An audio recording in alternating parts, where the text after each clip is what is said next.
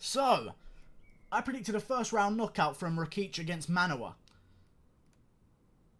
I know they call me the MMA guru, but I mean, I'm that much of a genius. It doesn't take a fucking rocket scientist to predict that Manuwa was going to get knocked out in the first round. He doesn't have a chin anymore, okay? His chin doesn't exist anymore. And that's just the way it is. As soon as that chin is gone, you never get my money. Cody Garbrandt will never get my money ever again on a bet. Even though I don't even bet on fights. Cody Garbrandt, I will never predict him to win ever again. As soon as I notice a weakness in the chin, it doesn't matter if you're good or not. If you're better than the guy or not, it doesn't matter. It really doesn't fucking matter. If you don't have a chin, you can't fight. That's just the way it is. Manuwa, even though it was a fucking solid head kick and anyone would get knocked out by it, Manuwa, in my opinion, should just retire. He's taken so many KO losses over and over and over again. I mean, you're talking about the Santos KO loss was fucking vicious. The amount of fucking brain damage he took in that fight was astounding. Then you got the Volkan Ozdemir KO loss. Brutal. Anthony Johnson. Rumble Johnson knocked him out. Fucking vicious. Alexander Gustafsson knocks him out with a fucking knee. Fucking horrible to watch. Then what else did you have? The fight with Blachowicz, he got sent all over the octagon, knocked down all over the place, barely survived and lost the fight by decision, but still took a hefty amount of brain damage. And now this. When does the coach say to you, maybe it's time to Bellator or retire? Know what I'm saying? Maybe it's time to Bellator and beat some bums, or maybe retire. What do you want to do? Because it ain't staying in the UFC. No one wants to see that shit anymore. Go to Bellator or retire. They're basically the same thing.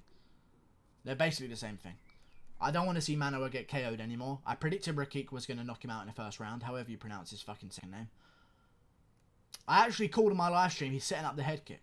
I didn't think he was going to set up that kind of head kick. The TJ Dillashaw right hand, follow it through with the right foot, switch stances and come over the top with a left head kick.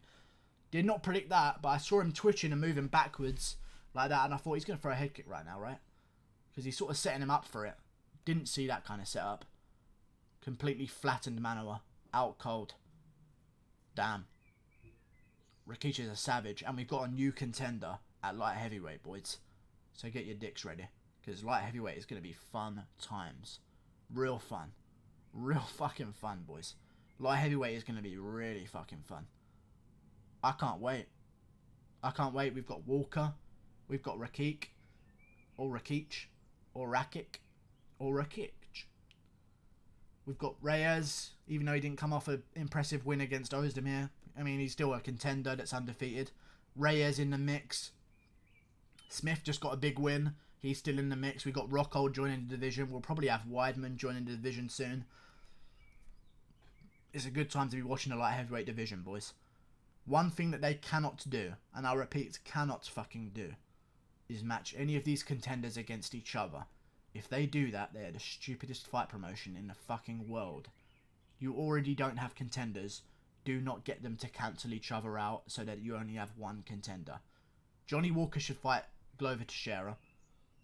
Or someone a lot older that they can get rid of. Or Shogun Rua, maybe.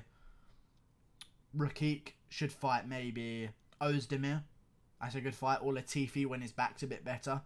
Somehow Latifi pulled his back from sitting in a sauna making weight. I don't know how that works, but hey, I guess it happens. But yeah, with Gustafsson gone, the division's opened up. He's no longer going to be beating off contenders, left and right. So, yeah, let the flow of prospects and new contenders rise through the division to challenge John Jones. And they're all his size as well. So that actually intrigues me. Because forever, John Jones has been fighting middleweights or guys that are just playing smaller than him at light heavyweight. Like Shogun Rua, Chael Sonnen, fucking Anthony Smith, Thiago Santos, middleweights. The list goes on and on and on of guys that are smaller than him. DC even. DC is a fat featherweight, let's be real. You know what I'm saying? I like the fact that we've got these 6'4", 6'5" ripped savages on their rise through the division that are winning fights left and right, that are undefeated in the UFC. And I think it's going to be interesting to see a matchup against Jones. Reyes, Rakic, and Walker are your people to look out for. They're savages. Do not match any of them against each other, or I will boycott the UFC and never pay for an event ever again. Oh, who am I kidding? I never pay for an event anyways. See you later, boys. Like and subscribe. Thanks for watching. Goodbye. Yeah.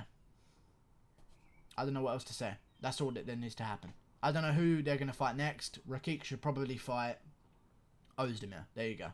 Ozdemir needs an opponent. Rakic took no damage whatsoever. Do Ozdemir versus Rakic on an ESPN card. Done. That buffs up the card nicely. Like and subscribe. Thanks for watching.